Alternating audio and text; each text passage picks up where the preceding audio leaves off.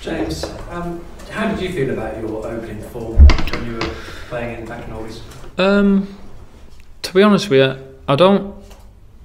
I mean, there were certain games that the team wasn't on it. The team, all of us, we can all hold our hands up and say that wasn't good enough.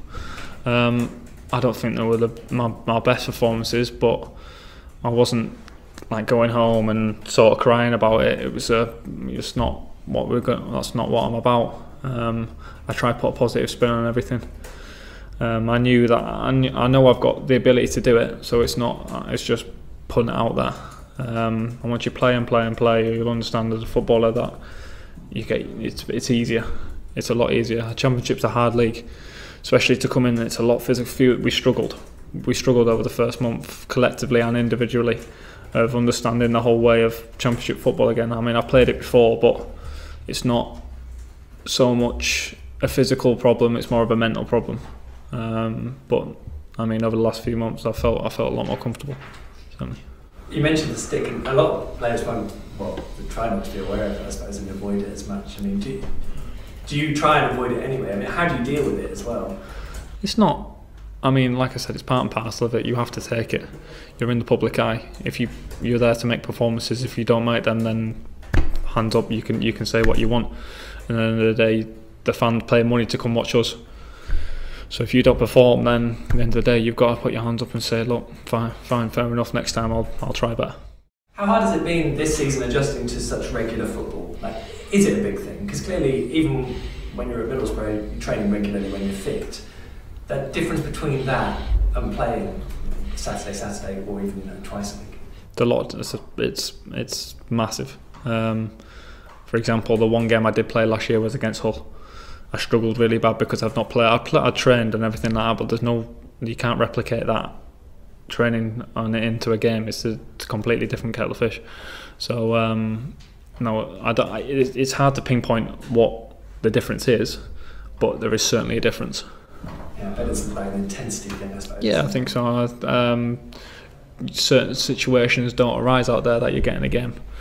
But yeah, like I said, you can't really pinpoint what it is, but there is something definitely that's different. Phil touched on it in terms of the aggression that was in the side, and I remember vividly what you said after the Millwall game. How a lower point was that? Because what you said was quite forthright in terms of what needed to happen. Is that then exactly what happened afterwards in terms of changing it and altering it? I think just because I was in front of the camera, I was the one that said it. We all thought it. It just happened to be me that was the one that was in front of the camera. I didn't play well that day. I'll hold my hands up to that. We all took stick for it. But as soon as we came back here, we knew what needed to be doing. It wasn't that we didn't know. We worked on it through the week or whatever over the international break, and then obviously we come back with a different shape, different sort of mentality to. We've got to roll our sleeves up and have a fight before we can play football, and we've managed to do that over the last month. And does it feel like after this international break it's kind of now the next evolution that needs to take place? Because as you said, the fullbacks have kind of been tucked in, it's been a bit more compact over September, which has been fine away from home, but then at home we've had the issue where two successive golden straws, and I guess we're all waiting to see if you can unlock the door at Canaries. Yeah, of course, it's a tough one. Away fixtures and home fixtures in Championship are completely different. Are they? Because we normally get told it's the same game of football. No, well, you can say that, but it's not. You'd say we were a possession side and we controlled the game and everything at home, but then when we've played the last 3 away games, we've hardly touched the ball and we've nicked a goal. So, but at the end of the day, we've got 3 points out of them. So there's so many different ways you can play a football game. At the end of the day, as long as we come off the pitch saying we've got 3 points there, then we're not bothered. And does it feel like the fullbacks actually can help with that evolution now going forward, as you said, in getting? Yeah, he's never once said that stay compact or anything like that. That's just how the games have sort of worked out. But no, he's certainly not given us any indication that we can't go forward now. Just one more. There's quite a few injuries around the place. What does that do for the guys who are fit? Does it bring people closer together that sort of up against it? And we can talk about siege mentalities, or do you notice it around the place when, as Daniel said, you've got Christoph Zimmerman and Grant Hanley playing up top in the training sessions to try and help out? No. To be fair, the boss is very good with rotating, so it's not so much a problem of, right, he's injured now you're going to play. We've all got our roles in the squad, we know what we're doing. He'll be very vocal with us and speak to us through the week, whether if you're playing or not. It's not so much if you're not playing you're isolated, so it won't be that much of a change tomorrow. And enjoy working with him? Yeah, it's very good. It's different, every manager is different, but now you're starting to see the qualities of how his football team play and the qualities they can bring to the Championship. You mentioned him there, James Maddison. You guys seem to have struck up a bit of a friendship, judging by his Instagram and his comments about his shoes. A word for him and his goal of the month win. I mean, how chuffed are you guys for a young guy in the squad to be getting the sort of plaudits that he's getting at the moment? Yeah, he deserves it. I don't like to say it to his face, but no, he's been very good over the last. He's impressed me. He's one of the boys that has seriously impressed me. He's only a young boy. As long as he keeps his feet on the ground, he can be a serious footballer. We try to do it as much as we can, keeping his feet on the ground, but you've all spoken to him before and you know how he is. So it's more hard work getting his feet on the ground than anything. But no, the boy's got some serious talent out there.